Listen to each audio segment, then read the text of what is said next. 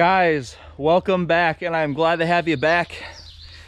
And this is the introduction to the start off of our new series that we're starting this summer called Hot Weather Survival Rig M2023.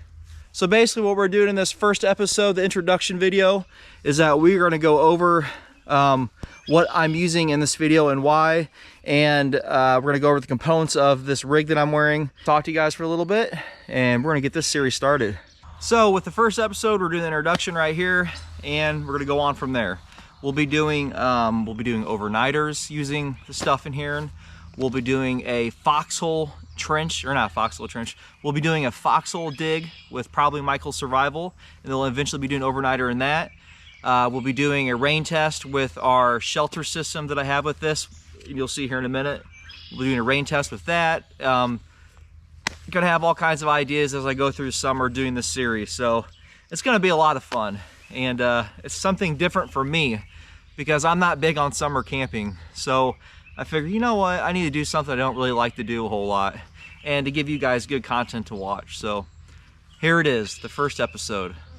So let's go ahead and go over the gear, at least some of the major components that I'm using in this survival rig. So the first thing I'm using is the Alice LC2 or LC1Y strap with the USGI pistol belt. I think that's what it's called, but that's the rig that I'm using. And I have various components on that rig, whether it be MOLLE attachments or Alice clip attachments. Now, this is made and set up for Alice clip, but MOLLE will work on it. So let's go over the first component, and it is the SP8, the Ontario SP8 Survival Machete. Now, I picked this machete not as a machete for like jungle survival, because you gotta remember this is a hot weather survival rig, not a jungle survival rig, so it's not set up for that. So I picked the survival machete, and it can do a lot of really good tasks. It can chop, it can baton, it can saw, make notches for making traps and whatnot. It's basically a giant pry bar. And I think it's 1095 steel it's used.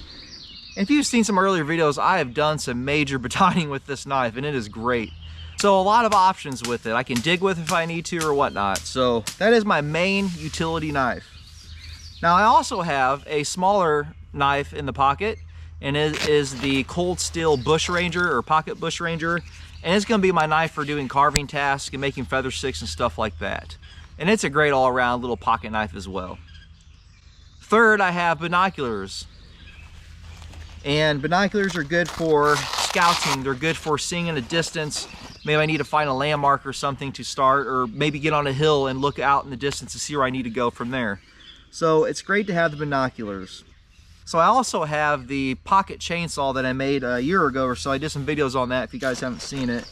And I had some trouble with it. I kept bending the key clips on it, but I like it because I've changed it. I put some paracord on the ends, and then I can put a couple little branches on the ends and use it for sawing.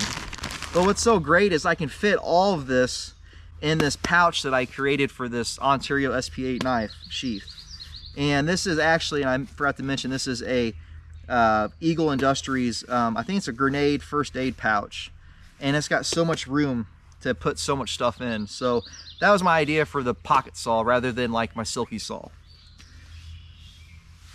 Okay, second, another component is the Cold Steel Special Forces shovel. I mean, what can I say about that thing? I mean, you've seen a lot of my videos of me using it. It chops, it carves, it digs. So it's good for digging Dakota fire pits for when I want just a small fire to cook over. It's going to be really good for digging the foxhole overnighter that we do eventually as well. It's going to take a long time, but it's going to work. So that's also my digging tool as well. Now, I haven't done it yet, but I'm hoping here in the future when we do the foxhole overnighter, or just the foxhole dig to start off with, I'm assuming it's going to be a little cooler in the ground. So in hot weather, it's going to be probably a little nicer to be in the ground rather than above the ground. But I've never experienced it, so this will be the first time. So there's the shovel. Next part is my water containers. So I also have the 2-quart water container, which is the USGI version, and it's in the Eagle Industries 2-quart pouch, and it's got a little spot here for putting your iodine tablets in. But most of the time I'm not going to really need that because where I go there's really no water to get. So if we ever do any overnighters where water are, hopefully I can use them. And then my other water bottle is a Nalgene wide mouth metal water bottle, along with its nesting cup that goes around it, and that's gonna be for what we use to cook and stuff with. And it fits right on it, over it. So that's a really great component to have both those. I wanted both the 2-quart canteens, but I didn't have any room for it, so I had to adjust it a little bit. But what's great about having the smaller Nalgene metal canteen water bottle is that I can pair that with my, which is the next item, which is the MSR Sweetwater water purifier. Now originally I had the survival straw in there, but I opted out of that because the fact is, if I want to have luxury and hot weather, I want the MSR Sweetwater, and it works. It screws right onto this metal Nalgene water bottle, so it works hand in hand. So, and that thing will last longer than the survival straw. So it's great to have those two working together. So I have a lot of things with the redundancy, but I have a lot of things that are going to work together as a whole. Okay, next is going to be my shelter and sleep system. Now, with this being a hot weather survival kit, or survival rig, I mean to say, I don't have a sleeping bag. I do have a space blanket, which is okay, and I do have my shamag. But the shelter itself is a M1966 hammock, military hammock, along with a USGI poncho, and they both work hand in hand. I will put a link up on the screen. I did a couple of videos on that last year, setting up, and I tried to do an overnighter in it, but I'm pretty big for the hammock. It's not that I wasn't comfortable, it's I had to work the next day, so I was able to finish the overnighter because I cannot fall asleep, and I didn't want to go to work feeling like I was. So when we do this next overnighter, I won't be going to work because I know it's going to be a rough night. So it's the M66 with the poncho, and what's great about this system is they work together. And not only that, I have the poncho for rain gear to keep me dry. If I'm just hiking, I can wear it. If I want to set it up on the ground for a shelter, I can do that. If I want to put it over my hammock, I can do the same. So very multifunctional. Now, I will talk about later on, but I have other items in here but that we're going to use in our overnighter. That's just part of my main components for the hot weather environment that I have, other than my, which is the boonie hat right here. And this is the other component of this kit. This is all one kit, and this is made by R&B Incorporated. So this is the real deal American-made U.S. military boonie hats, which have the vents in them right there. So these are really nice. They run very big, so you want to get a size smaller from what you usually would wear, but it's great. Okay, sunglasses. Gotta have sunglasses for sun. Same thing winter, you need sunglasses because the sun hits the snow and reflects on you. So this is another part of the component of this kit. And let's see, what else? Bug spray. Bug spray is another main component, and that's another thing you want to have, some sort of bug spray. Trust me, you're gonna want bug spray. And then I guess for now, last but not least, is the Welco boots that I have. These Welco boots are they're similar to the jungle boots that the US military makes. They're pretty much the exact same design, same tread on the bottom, but they don't have the vents on the bottom, the little tube vents like my hat here has.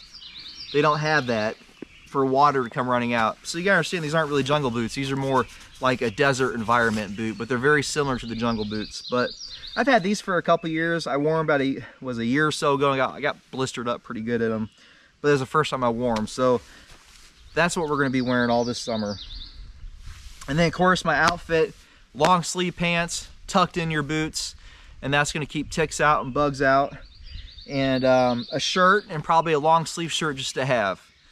Now that's all of my main components of the pack for now. The rest will be food, my little items inside, compasses, stuff like that. The type of cordage that I'm using, which is going to be a new one. I don't know if you guys have seen it yet, but I'm going to show you the cordage that we'll be using. But we're going to have videos all summer, guys, so it's going to be really great.